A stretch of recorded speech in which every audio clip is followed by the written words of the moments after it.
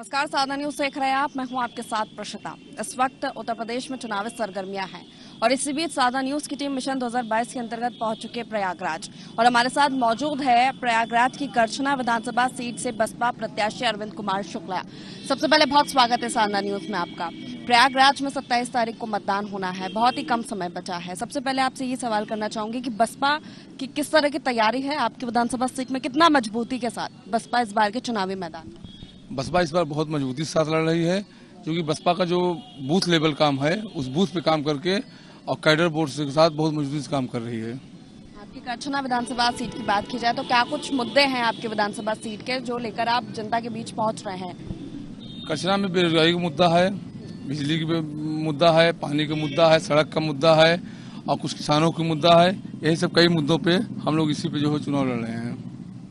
क्या कोई चुनौती है इस बार के चुनावी मैदान में आपकी सीट पर, क्योंकि राजा बराव रेवती रमन सिंह का गढ़ रहा है और उनके बेटे विधायक हैं। आज तक वहां पर बीजेपी का कमल नहीं गिल पाया, पहले कांग्रेस थी फिर सपा आ गई। क्या चुनौती? आपको जानकारी होगी कि यहाँ पे बसपा जो है 3 बार हराई है सपा को, 2007 में, 1992 में और 2012 में। 3 बार बसपा यहाँ सपा को हराई है। और रही बात जो आप बोले कि यहाँ राजा बराव या राजा के लड़के चुनाव लड़ रहे हैं, इसका उदाहरण एक है कि आपके मध्य ग्वालियर में माधवराव सिंधिया के बेटे को उनका ड्राइवर हरा दिया था। तो ये कोई राजा वजा यहाँ नहीं होते, अब जो है जनता से राजा बनते हैं, न कि जो है वो अब राजा जमींदार से बन रहे हैं।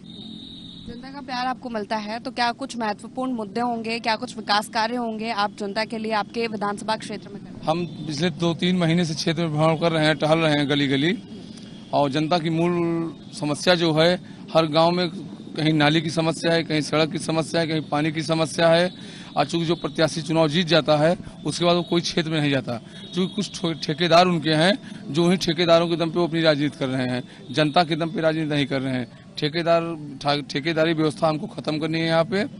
और रही बात बेरोजगारी की, तो जो यहाँ नौजवान लड़के हैं उनको रोजगार नहीं मिल रहा है, उसके लिए हमारे क्षेत्र में कुछ फैक्ट्रियाँ हैं, प्राइवेट फैक्ट्रियाँ, सरकारी नौकरी तो नहीं लेकिन प्राइवेट फैक्ट्रियाँ जो बाहरी व्यक्ति यहाँ से आके वर्क काम कर रहे हैं, हम यहाँ जो है लोकल रोजगार दिला के यहाँ लोकल रोजगार दिला के काम करेंगे। स्वास्थ्य शिक्षा की क्या स्थिति है? स्वास्थ्य की यहाँ पे जो व्यवस्था है वो बिल्कुल चरमरा गई है।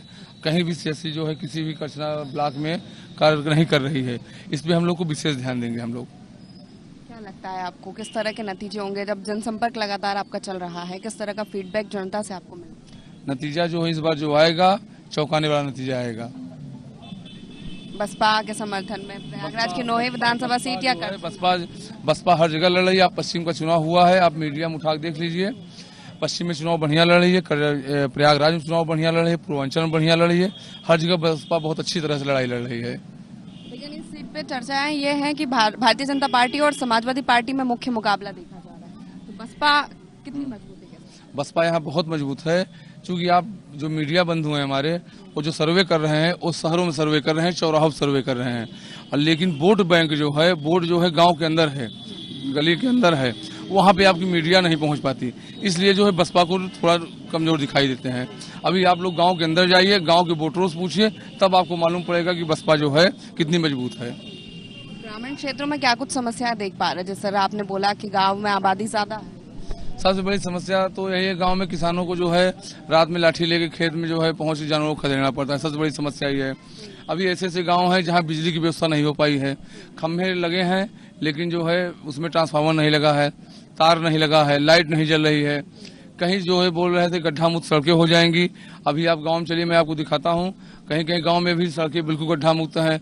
आदमी मोटरसाइकिल से जाता है तो गिर जाता है, पलट जाता है। चलिए मैं आपको इधर दिखाता हूँ, हजगंज की तरफ दिखाता हूँ, पूर्वा की तरफ दिखाता हूँ, संजय में दिखाता हूँ, हाँ मुगारी मनैया में आपको दिखाता हूँ। कई जगह ऐसे मुद्दे हैं।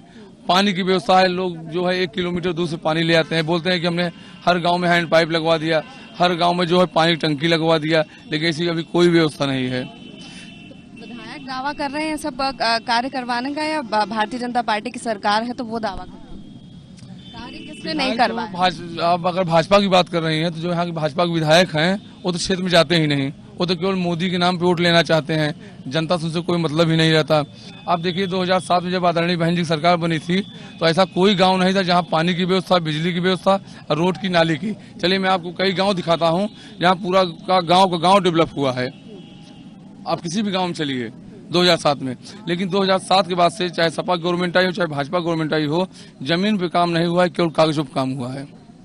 घोषणा पत्र के क्या मुख्य मुद्दे हैं आपके विधानसभा क्षेत्र? घोषणा पत्र हमारी आदरणीय बहन जी जो बनाएंगी वो होगा। क्षेत्र के लिए आपके विधानसभा हमारे विधानसभा से कुछ चीजें बताएं। हमने आपको बता दिया ना, बिजली, पानी, सड़क और बेरोजगारी पे जो हम प्राइवेट कंपनियां हैं, हमें उस पर जो रोजगार दिलाने का, यही हमारा मेन मुद्दा रहेगा। सबसे बड़ा मुद्दा मेरा रोजगारी का ही, बेरोजगारी का ही रहेगा। नतीजे चौंकाने वाले आएंगे। बसपा की सरकार बनेगी। बसपा की सरकार इस बार बनेगी, आदरणीय बहन जी 5वीं बार मुख्यमंत्री बनेगी।